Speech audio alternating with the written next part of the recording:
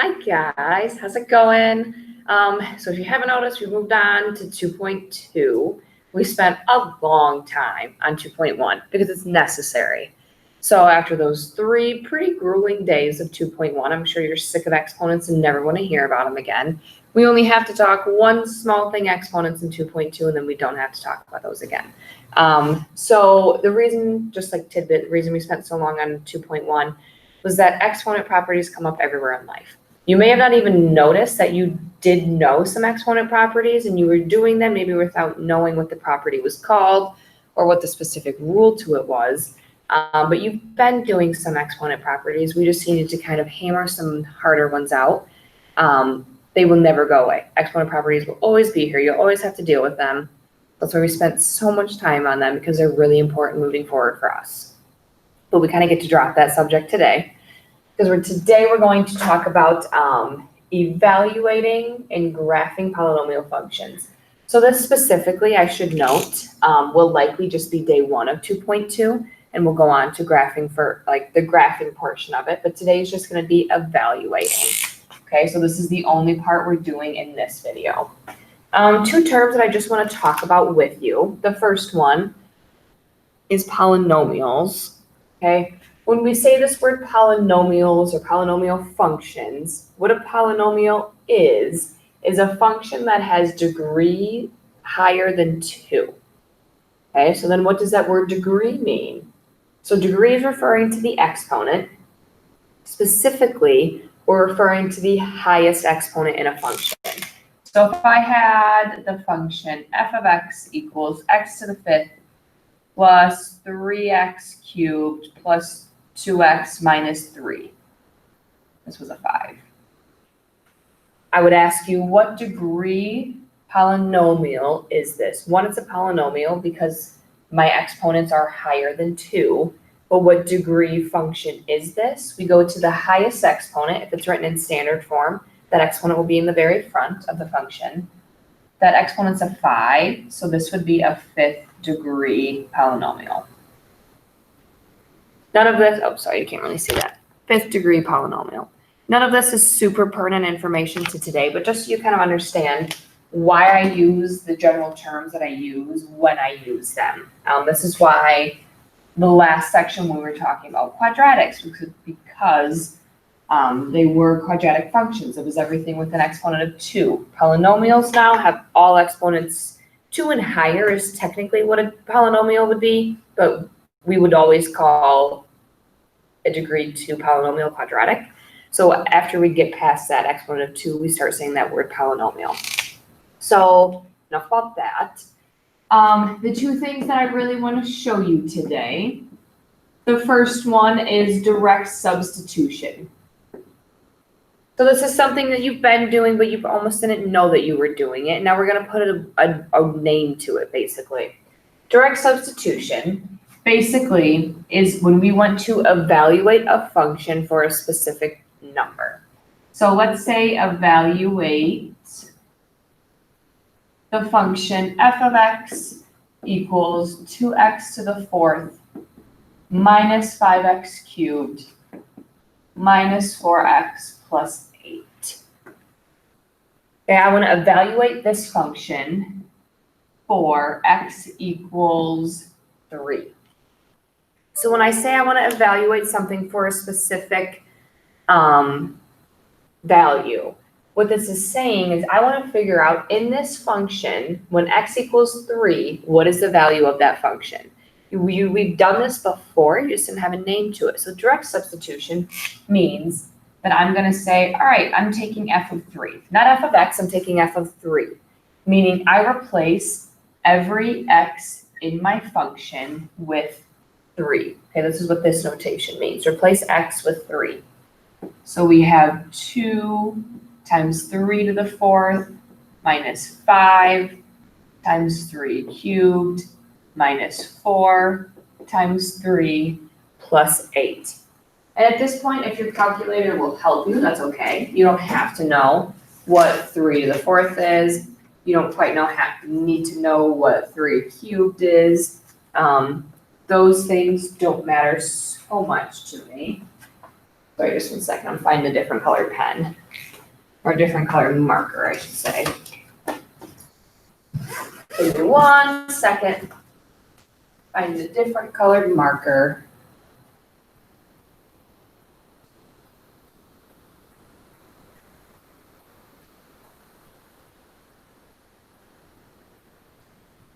Okay, got one. So again, I just want to reiterate, we replace every single x with that number 3. So first things first, we can go through and say we're going to have 2 times 3 to the 4th is 81, minus 5 times 3 to the 3rd, which is 27, minus 4 times 3. At this point, you might hopefully are not using a calculator still, right?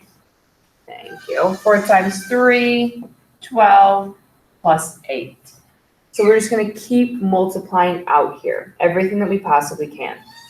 2 times 81 is 162, minus 5 times 27 is 135, minus 12, plus 18.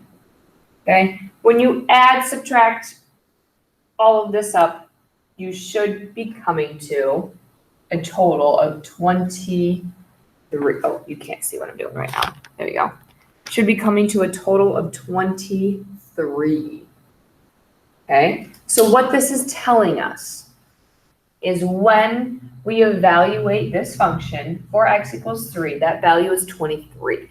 Again, replacing every x with the number 3, we get 23. I want to show you this example in a different method of substitution. Okay, so this is again direct substitution. What if I want to show you how we do synthetic division to evaluate? So synthetic division is something that you might have seen before, maybe not a ton. Now we're going to use synthetic division to substitute.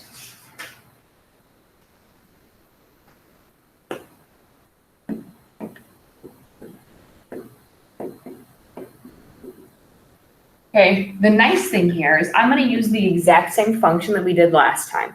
I'm going to tell you again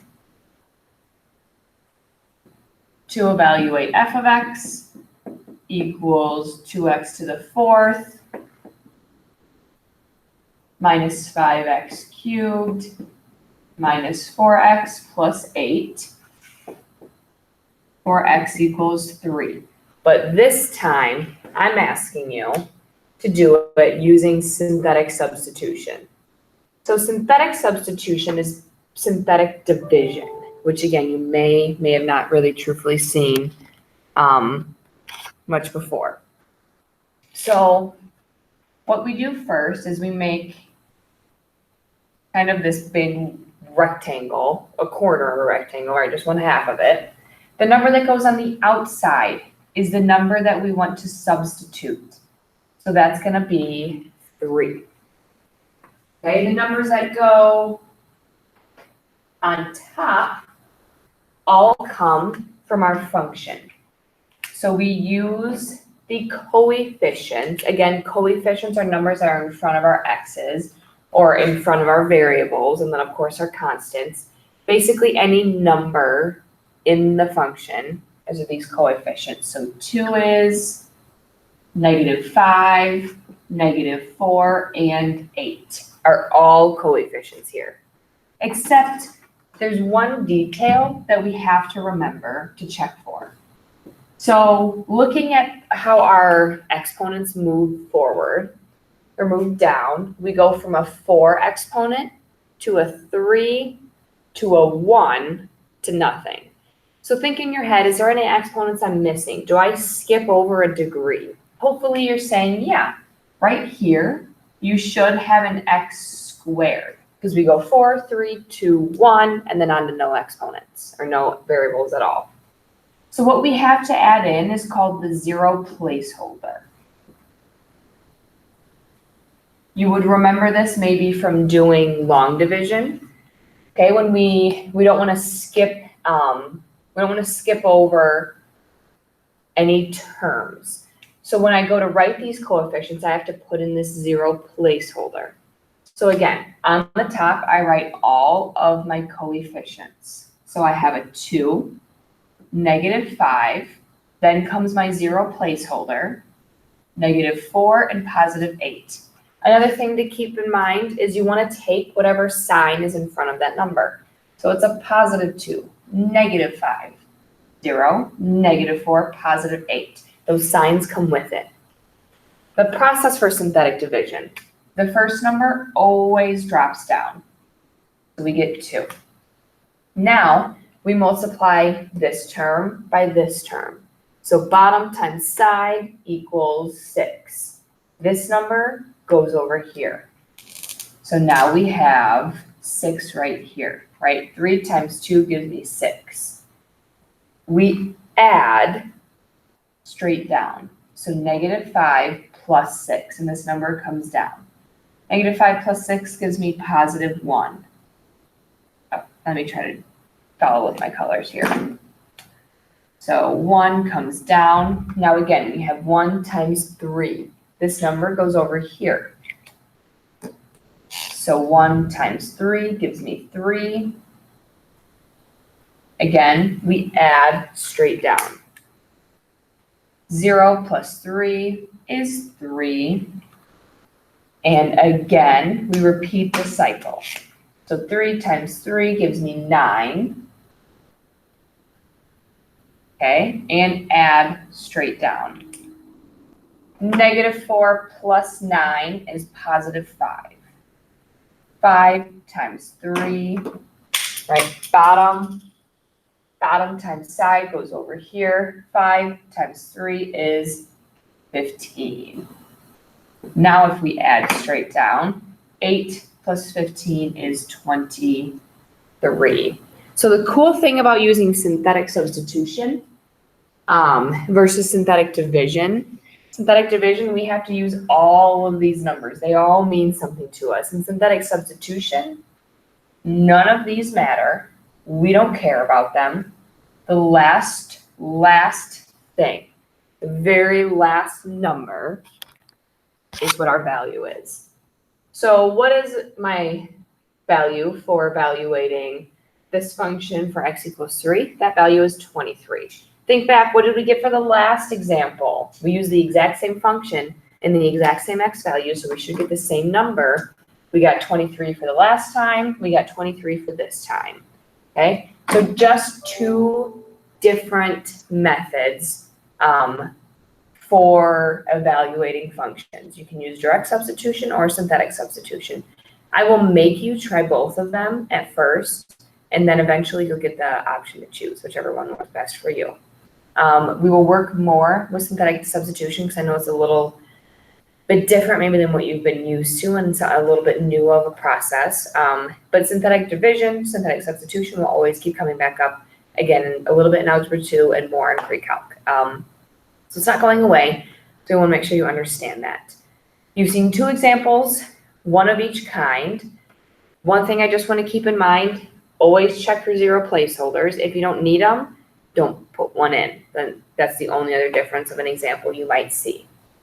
But yeah, that's all for this time. If you have any questions, please reach out to me, let me know, and we can get you some help. Thank you.